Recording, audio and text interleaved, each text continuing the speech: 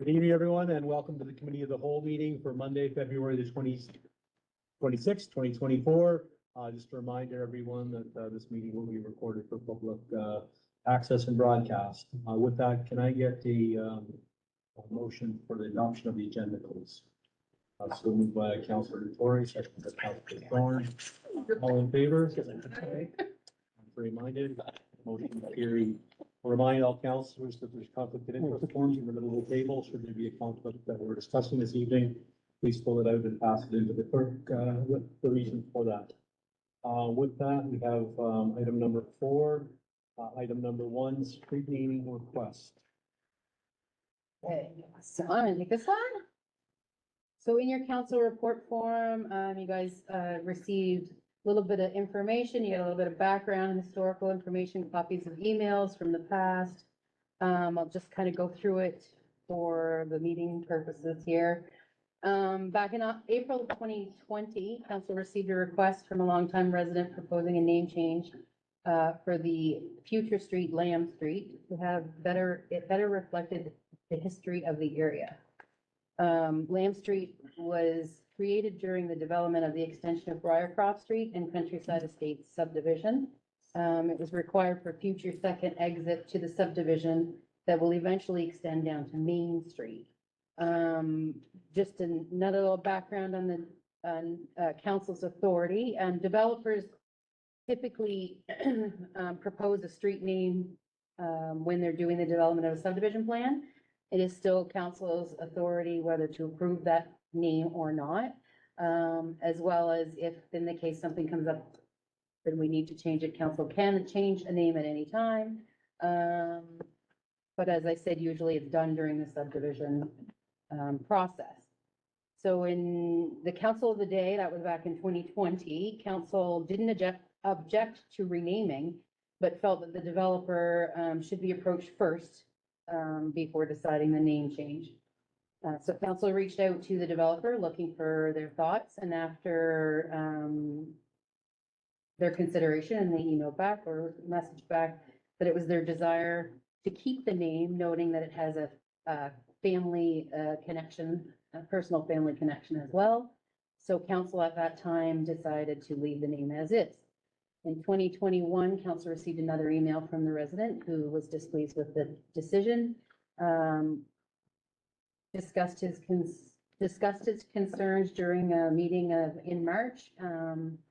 The possibility of future naming opportunities was brought up. The matter was tabled pending further information and discussion. So consideration from council could be to proceed with the name change. Council could direct staff to not change the name, of course, so not go ahead with the name change. Council can direct staff to possibly reserve, which is the recommendation of staff, to not rename Lamb Street, but direct administration to reserve the name SS Wilmot as a future street name with NB 911 master street address guide and consider using it for future naming opportunities. So I guess a little bit of background. The master guide is the street names are listed and some people can actually bank them and hold them so that nobody else uses it. So this would hold that name so that we were sure that it could be used in our area at a future time.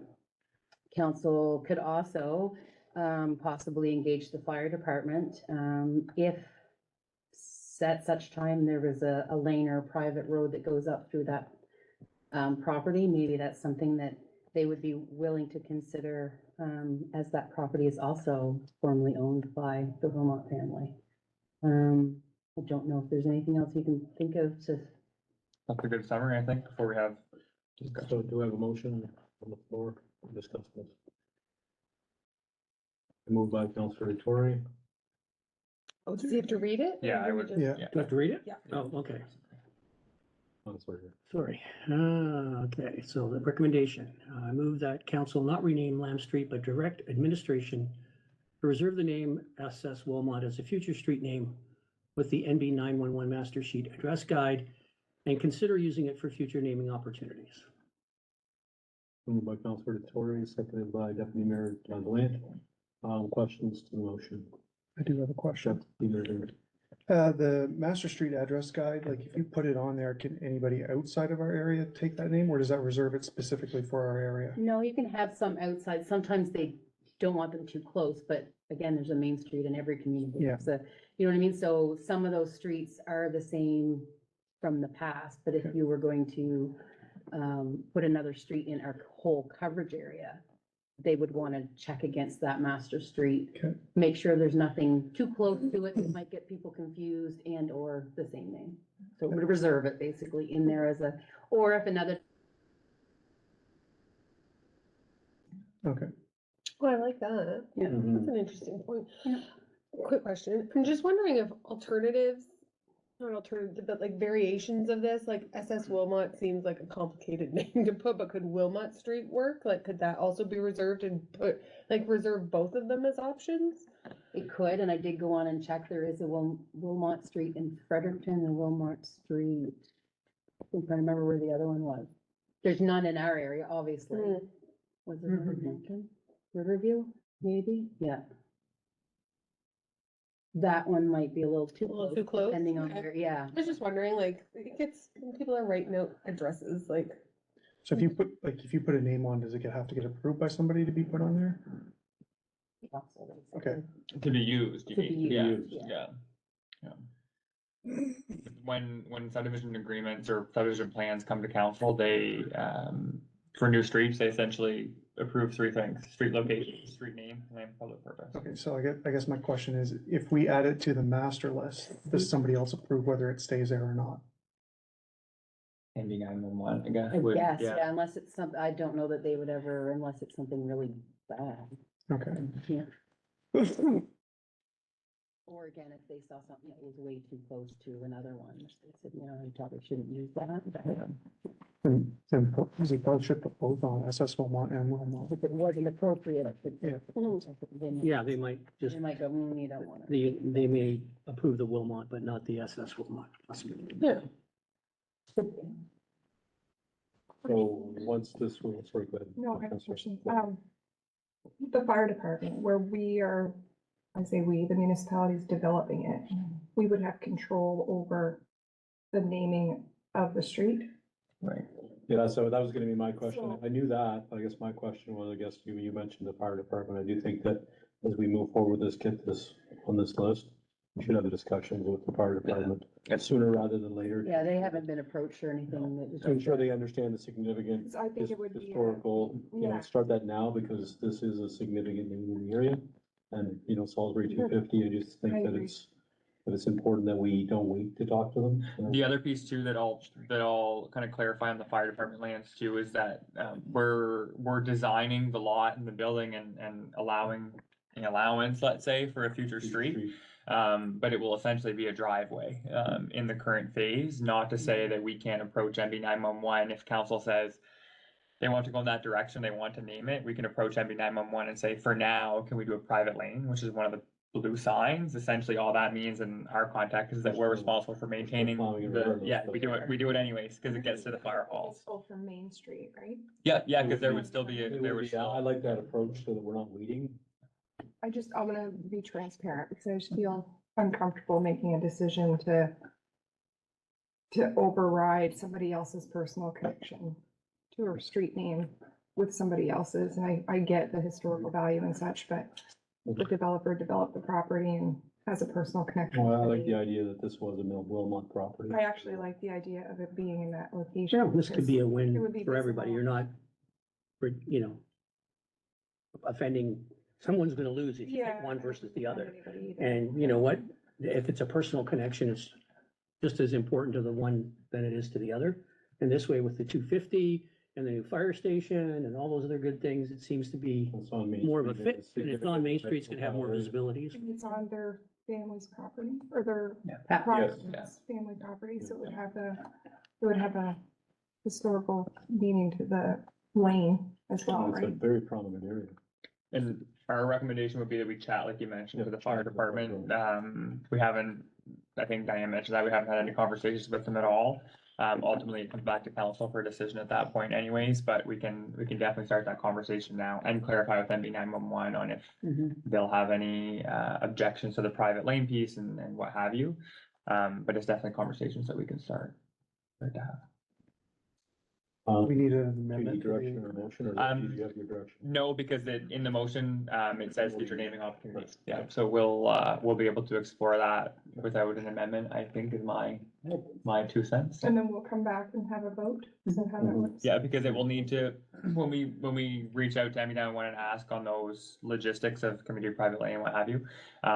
In a worst case worst, the name would not occur regardless of the name chosen by council until such a point where it becomes a designated municipal street. So at some point, the intent is to have that as such, but so it may not happen until then. But if MB911 will allow us to do private lane, then we would come back with some options at that point, which has to happen and through a motion of council to approve the name. Do you need an amendment just so because it says reserve the name SS Wilmot if you're gonna look for variations of it too, or reserve Oh, I variations? never thought about that. I'll leave it up to you if you want to make that a, Or is that just a? I think it can be I a think friendly we're- amendment too, I think. Yeah. I would think so. I mean, if you reserve, doesn't matter. I mean, you don't have to use it even if you reserve it. No, it's just that if we're saying try for SS Wilmot and Wilmot Street, you know what I mean? Different ones? Let's amend it to be safe. Yeah, and since we're amending it, let's add that you're directing staff to Then I need a consult. motion to our amend. department. Okay, I make a motion to amend the recommendation. Do I read it again and add? Okay. So I move that council not rename Lamb Street, but direct administration to reserve the names SS Wilmot and Wilmot as future street names with the NB 991 Master Street Address Guide and consider using it for future naming opportunities, including the fire, Privately. private lane. You're amazing. That will someday in the future become a street. Currently driving. Second. Seconded? I'll second it. Yeah, I think you should. Seconded by Councilor See what Thorne. whispering here. Okay, so moved by Councilor Tory, seconded by Councilor Thorne, all in favor? Aye. Contrary minded, okay, you have your direction. With that, move on to item number 2, water exploration update. So in council's package, there's a status report essentially, as we call it, from Englobe, the consultant that was retained to update the feasibility study from 2009 related to the exploration of a municipal water system. At this point, we're looking for direction from council as the summary of the report from Englobe is that it gives a status, obviously, status report as to where we're at. In particular, an update on the geophysical consultations that happened in October. Given the receptiveness or lack of, I would say, from landowners, we will be hesitant our recommendation is to be hesitant, I guess, on the formal explorations because we had not one of the 10-ish landowners agreed to have the geophysical survey done, which gives us an indication of an appetite or a desire to even consider something more formal, like actual test sites. As council knows, the study looked at 2 options, one being own source well development, which was intended to be looked at through geophysical surveys. The second being an extension of the city of Moncton's water supply from Turtle Creek. So you'll see that the next step in the status report would be to do actual test well locations. They've identified some of those areas and they would look for our guidance to say this would be more likely to get landowner consent versus another. However, given, like we mentioned, some of the challenges that we had with the geophysical authorization to do the geophysical, we're looking for a direction from council to figure out where we go from here. So with that, there's a recommendation on the floor and then happy to answer any questions that council may have. I move that given hesitancy of landowner authorization for geophysical surveys to explore and own source well development, council direct administration to engage Englobe based on the standing offer of professional services for the exploration of municipal water as awarded in 2022 for a proposal on the completion of a conceptual design study to initiate further discussions with the city of Moncton at an appropriate time to continue exploring a municipal water source.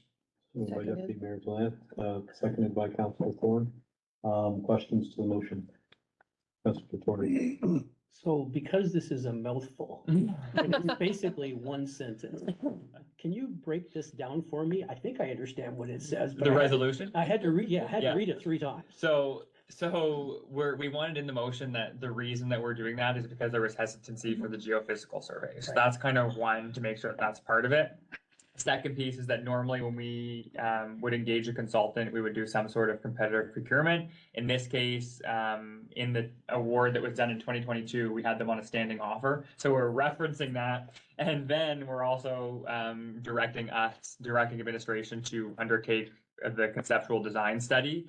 And the reason we said at an appropriate time to discuss with the city is because we'll work with Englobe to get a proposal together to say what the timeline looks like, so on and so forth. And chances are this won't have to come back to council for resolution because we have funds budgeted to continue this work. So we wanted to throw everything at the wall in the motion. That's So why it's a motion. That's great, that's what I understood, but just to look at it from a different perspective, Mhm. this means we're not going this sort of the self-serve route, right? Correct. Pending the conceptual Right. design study, right? Like it may say, you know, it would be great if we could have our own source well right here, because based on where the conceptual design study says will be connected, it will pass right by. I'm just oversimplifying it, but Right. at which case it may be worth investing in a test well at that one spot. But right now, it looks like if council is still determined to continue down this path, that's the most appropriate option to Okay. go down. Thank you. So going down this path, I know that what's been talked about in the past is a connection at Allison. It will look at two different options, because it will look at basically where they'll connect, and that's why we need to have this done before we go to the city. Like, we can't go to the city and say, we'd like to connect to your water system, beyond what we've already done, because we need to say, this is what it looks like, this is how we intend to details. pay for it. Mhm. Or if I was the city, I would say, you got a lot more work to do, before they entertain a bulk water purchase, basically. So it'll look at both sides, basically. So when does, when is the next step for us to go and look for funding?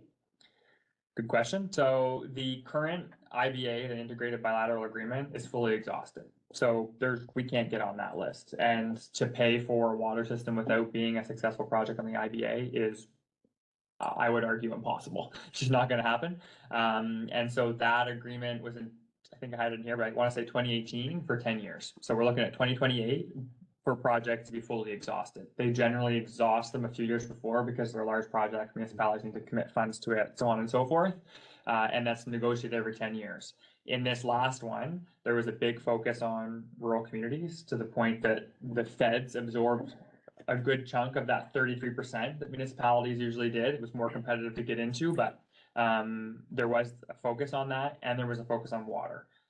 The next IBA could say, we're done investing in water. I doubt that would happen, but it could, So so. am I hearing that nothing can happen at the earliest till 2028? Unless projects on the IBA list do not happen, which is also a possibility. Yeah, and there's top ups and everything else, but for a project of this scale, I would say, my personal opinion, not having talked to RDC, who administers the program, is that's what probably we're looking at.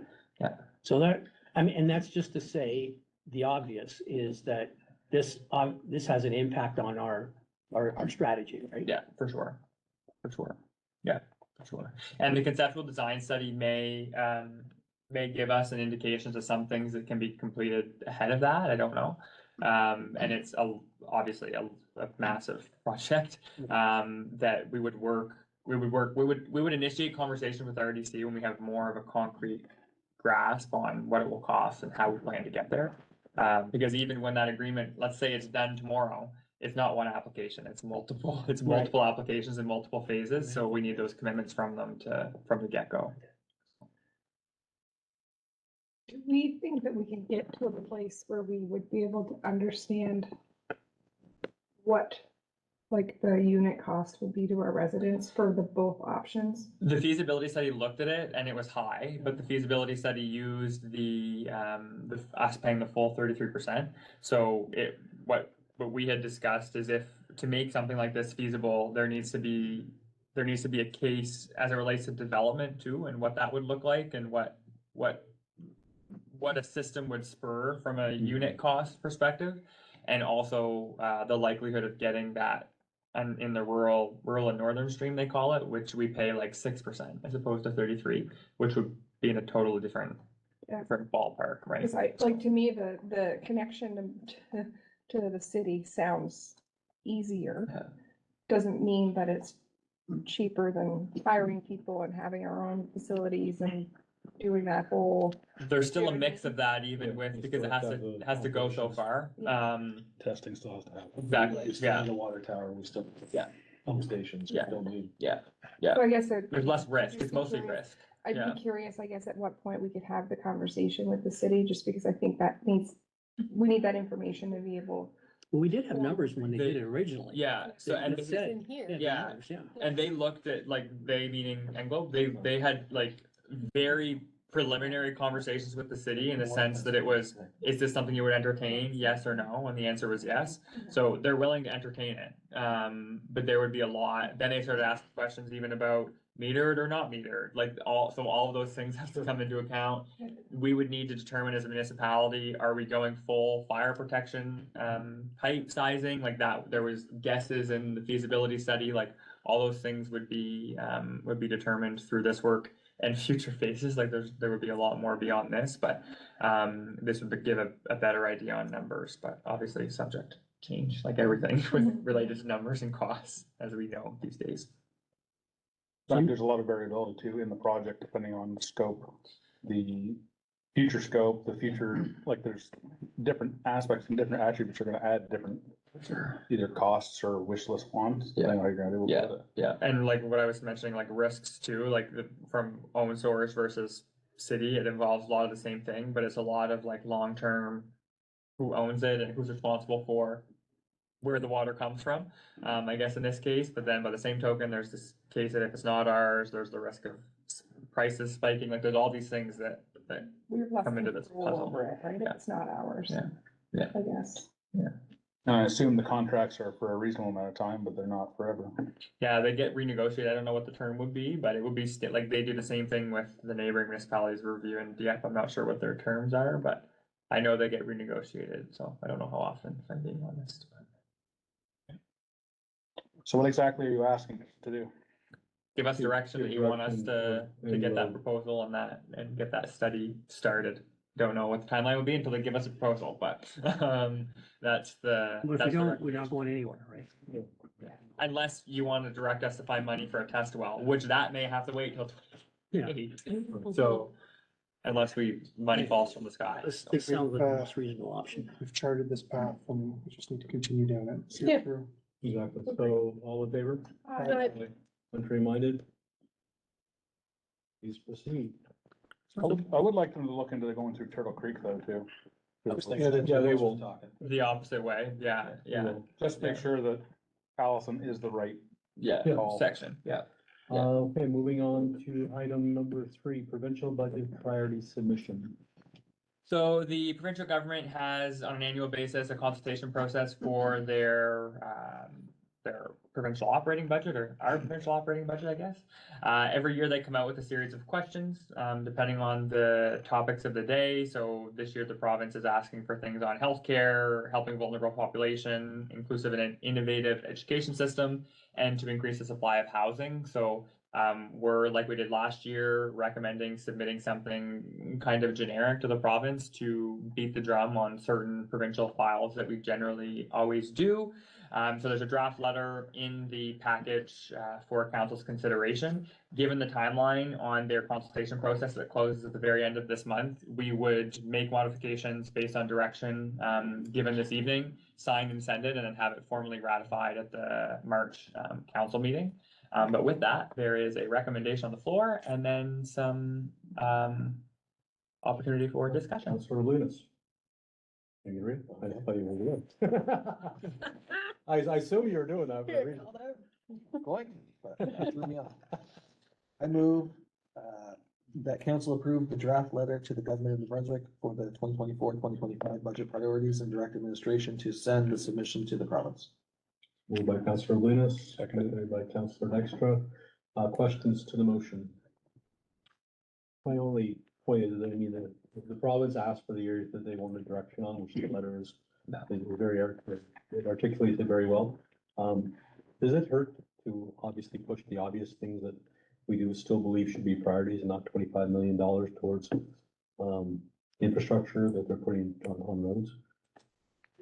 You mean the way it's currently The written? way it's currently written, Yeah, I think we have to. I mean, even though they've not asked for direction in those areas, I think it's cognizant of us to ensure that we don't lose sight of that is a priority as well, that is totally underfunded. I don't understand. So you mean just add that roads are underfunded? Like, is that- In our area that we have needs. We Yeah, did, very- we did talk about It's in there, the right? bridges, right? Yeah, I talked about well, we mentioned the specific examples. I didn't mention provincial. Is the 25 million the PMHP program? Is that what they mentioned in the?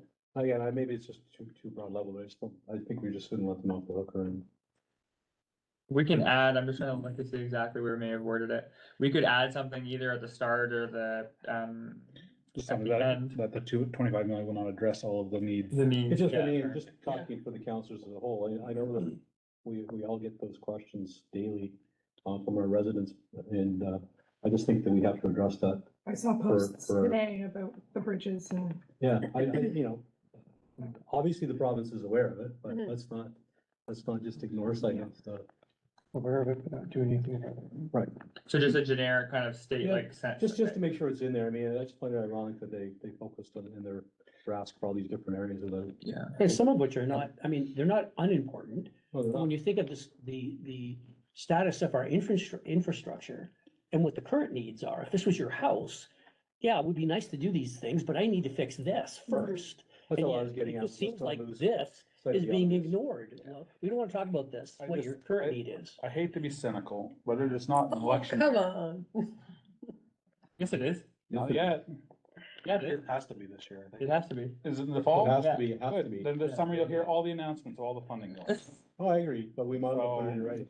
It's March Madness right now. Yeah. More. You will be hearing a whole bunch of funding announcements. Oh, yeah, And I suspect all the bridges will be a part of it. okay. Again. So we'll add, unless there's any opposition, we'll add something generic to that and then to that effect and then Thank you. you're good to go. All in favor? Um, Reminded, please proceed. Moving on to item number 4, regional waste collection contract, opt-in, Declare conflict. Southeast Regional Service Commission. Okay, I think there's some in there. It looks like all blank paper to me. Or just. Oh, here it is. There you go. Nope, that's a motion. We have one for that, Filled out that's a fine. conflict of interest and is leaving it alone. Yeah, you're good, we have one, so. You we're had one, Yeah. Thank you. Okay, so this is related to a proposal of council to give direction to inform the Southeast Regional Service Commission or Eco 360 specifically in this case, to opt into a regional waste collection contract. So a little bit of background is that right now, our municipality is under 3 different contracts, one being the former village, 2 being former LSD contracts that are under the province. We have no control over the contract themselves. They expired this past December and the province extended them for this calendar year. And so those are the prices that we chatted about during the budget process that went up as much as 30% in certain areas, which was across the whole region, depending on which contract you were part of or we were part of. And so at the same time, in a series of bad timing, as always happens, there was the circular materials or EPR, the extended producer responsibility conversations that the province implemented and then that the province opted out of for one reason or another. So in light of the fact that most of the municipalities, other than the large ones in the southeast, have opted into the PPP or EPR program, the province has now issued a notice of cancellation of their contracts to take effect at the start of November. And so this was Whose contracts? the former LSD ones. So now the municipality will have to figure out, there's a couple of options, but the everywhere's in the town of Salisbury, but the former village boundaries, those contracts. There's 2 of them that apply to us, but they all have the same dates and such. And so the conversation has been going on before that happened, about the potential of a regional contract for a number of different reasons, including mostly economies of scale. So municipalities, in particular with snow clearing and waste collection, are seeing huge spikes. Some municipalities are seeing a lot more than 30% for both of those service areas. And so the conversation started and then now is being, I would say, expedited, because ultimately we will need to tender in some way, shape, or form a waste collection contract for the former LSDs. Our timing works out well in the sense that the former village contract expires on December 31st, but we haven't used our optional extension year, so we do have that option available. But the Service Commission is looking for direction from municipalities, essentially very similar to what we did for the circular materials program, to give them formal notification to opt in. And so they don't want to go through the tendering process and then the municipality say, "Site, just kidding." And so we're looking for direction specifically for that, to give them the confirmation that the municipality does or does not want to opt in. All of the municipalities to date, again, except the big 3, have at least informally expressed their interest in opting in. So with that, there's a recommendation on the floor, or in the CRF. And I'll also mention that as long as this is approved, then a formal kind of resolution would come at the regular council meeting in March that will have this stamp and seal, basically. But they're looking for that direction by the end of March. That's why we're talking about it today before that meeting. And at that point, there'll be a memo from the commission, but our council schedule just made it so that we had to have the discussion before they have that memo together. I'll move that council direct administration to inform the Southeast Regional Service Commission, Eco 360, of their intent and willingness to opt in to a regional waste collection service model and bring the formal resolution for official ratification at the March regular council meeting. So moved. Moved by Councilor Dykstra, seconded by Councilor Tory. Questions to the motion? Question. What's I that? have so many questions. And they are. Aneurysms. So if we do this, first of all, it's unfortunate that we have to go out again to tender because we're gonna see another big spike in the prices because we're going out again. Probably not, No. because this last extension was for 1 year, and they knew the circumstances that happened across the province in terms of local governance reform. We were ready to tender. We put a lot of time in last year. We have a contract ready for the full municipality because we anticipated having to tender, because the province wasn't giving us a good confirmation that they were going to extend it. They told us they exhausted their extensions, so we didn't really know that was an option. So, to your point, yes, it will have to be tendered. And the hope is that if all of the 13 or however many there are, municipalities don't tender all at once, the haulers will sharpen their pencils. There'll be a couple of contracts as opposed to 13.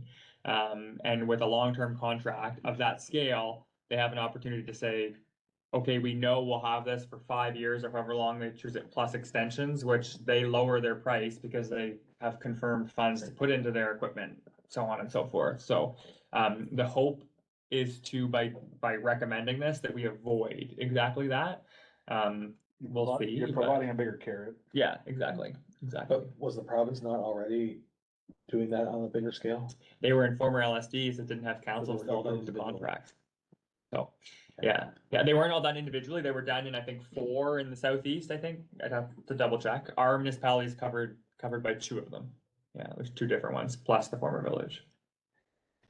So by county?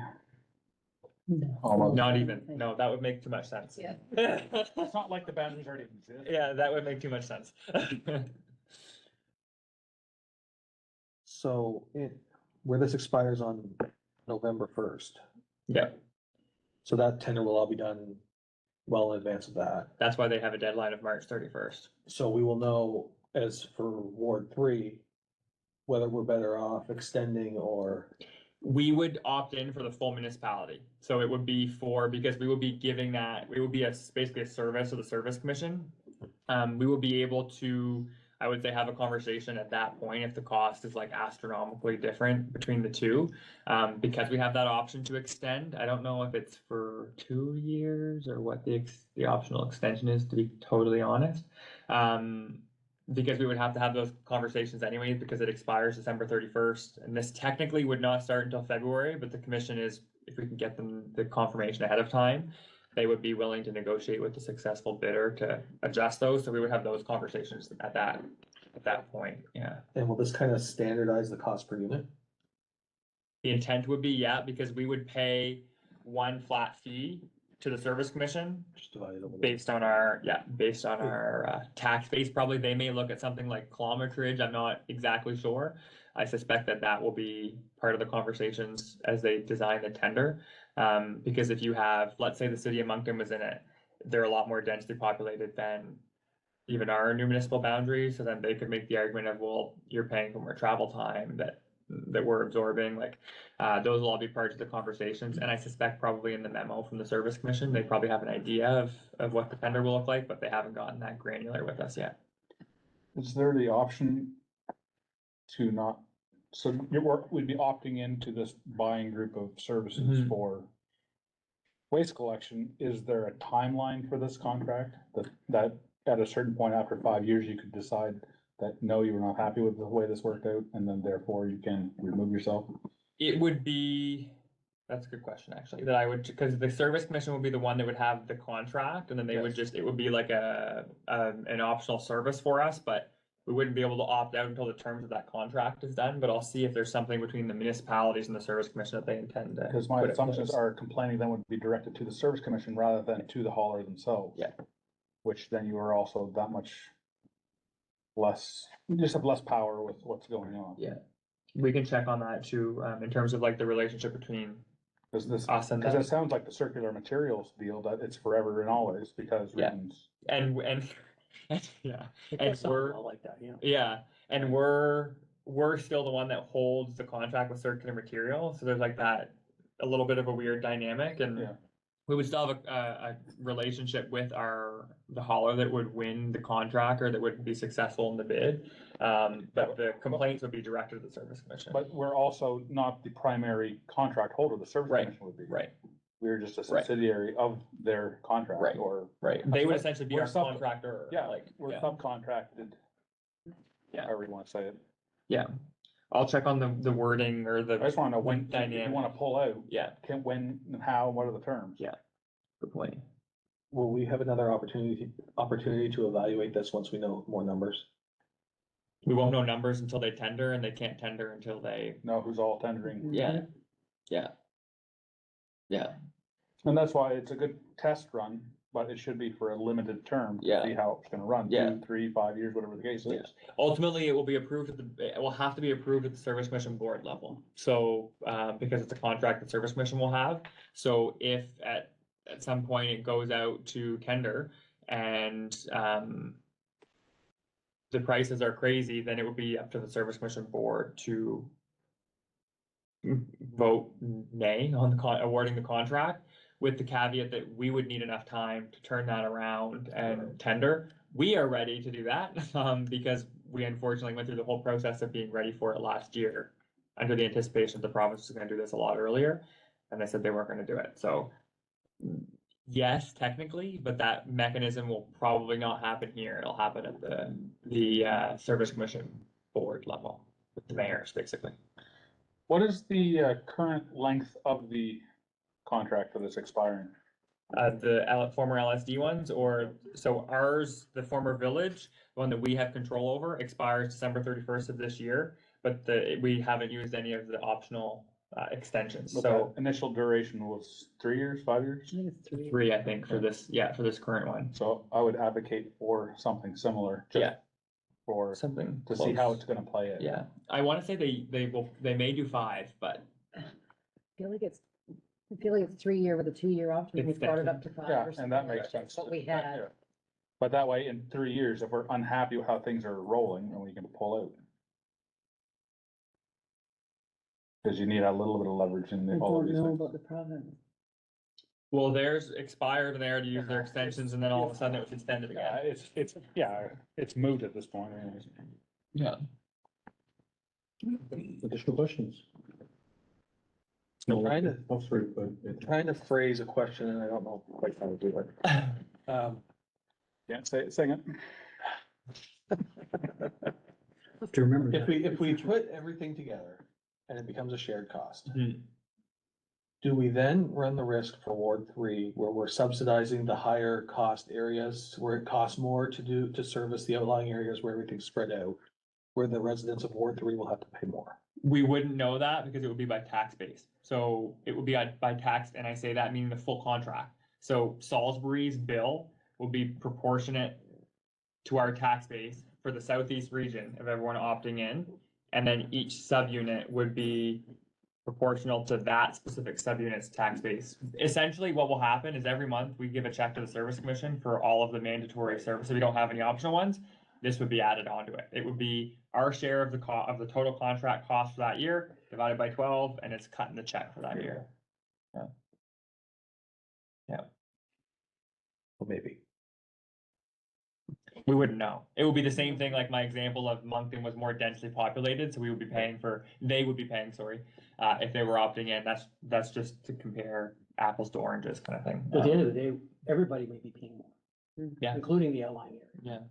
Yeah, and every municipality and But from our budget perspective, every single unit in the municipality would have the same cost. Right. Per unit. yeah, very similar to the tipping fee. It would work. That's actually the best way to show it. We have a tipping fee of the Service Commission. It's proportionate to tax base. And we see it as one line item in our invoice to the Service Commission. It would be the exact same thing. I'm kind of curious to know with the circular material and with this particular thing, that the Service Commission doesn't get into the garbage hauling business at some point.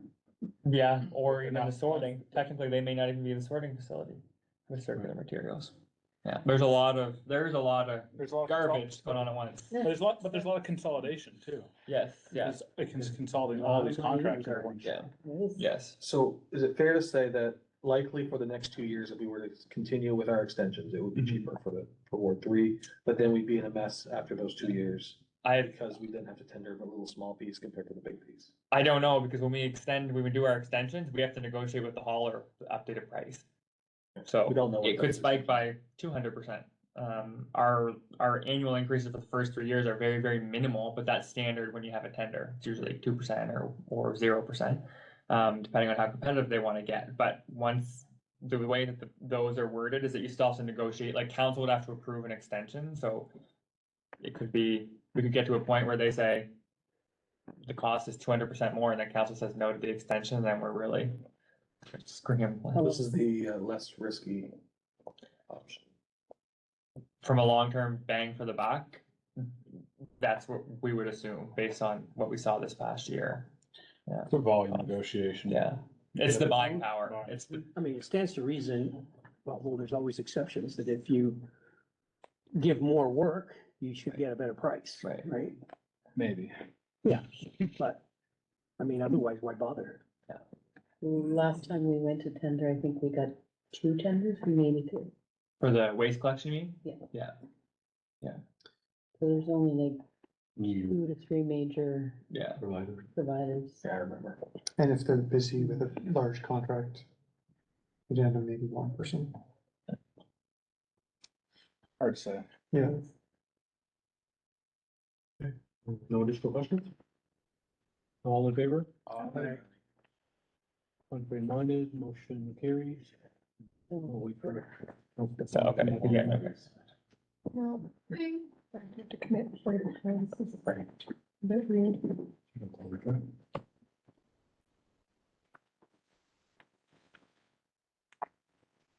Okay, with that, there's no close this evening. Mayor and councilor statements and inquiries. I'd just like to, send out a huge kudos to Massimo and the staff for the, family days, the Swedish Lantern Walk. Everything that occurred this weekend was phenomenal. I counted over 20 families from outside our community that were visiting that, had ready for this night, so make sure you pass that on to them. And Katie, obviously, for the Salisbury 250 event at the pancake breakfast on Saturday as well, so it's always nice to have those events in our community and yeah. Any additional comments? With that, do we have a motion to adjourn? So moved. Moved by Councilor Thorne. Councilor Alinas, all in favor? Alright. Minded? Motion carried. Hey.